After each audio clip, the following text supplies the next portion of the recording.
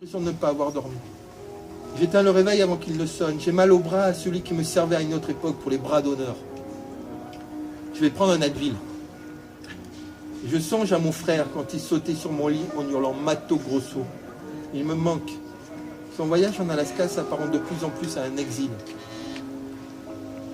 Le document de synthèse sur le projet RTS-12 est prêt. J'ai travaillé jusqu'à 3 h du matin.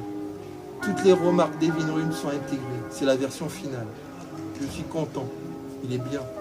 Je suis un homme heureux. La vie est belle. La vie est belle. Je le répète pour ne pas l'oublier.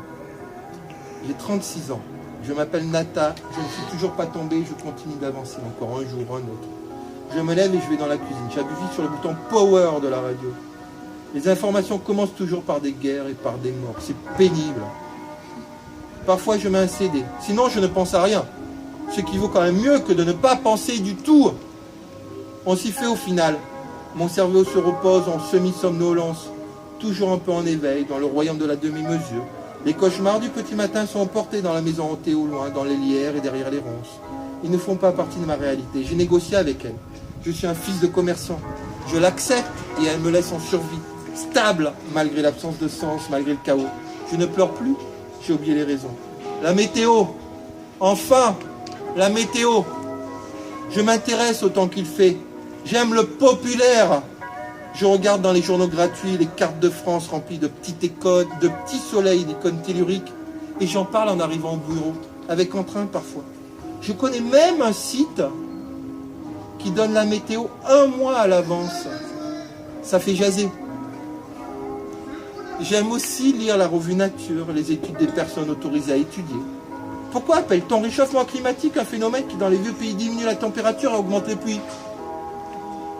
Est-ce que la calotte polaire peut disparaître? Quelle est la différence entre un ouragan, un typhon et un cyclone? Cela m'intrigue. Même si ce n'est pas un sujet de post-café,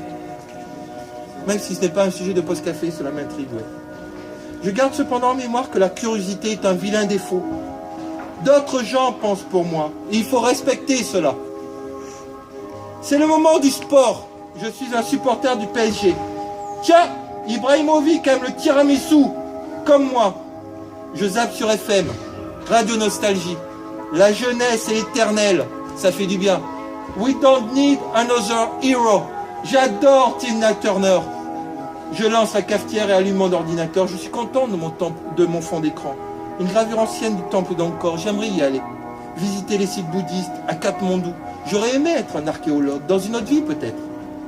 Je me sers un café et chasse ces idées. Je sais comment faire. Je suis ordonné.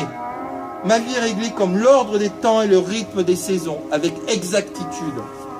Les terres ambitieuses ne sont plus à l'horizon. Je vis et certains jours apportent de petites victoires. C'est ce qui compte. Ma plante verte est magnifique. Parfois, j'oublie qu'elle est en tissu. Je prends une douche chaude et me rase ensuite à l'ancienne avec une lame.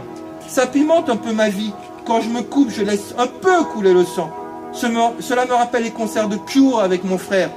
Quand dans les effluves de fumée, tous les paumés en sueur se trouvaient romantiques. Voyaient des reflets dans les coins noirs et des lueurs dans les interstices. On sait où ça les a menés. Les années paillettes ont succédé aux années palaces. Je m'habille rapidement et serre bien mon nœud de cravate. Je suis prêt. Beau comme un prince dans mon costume anthracite. Au travail.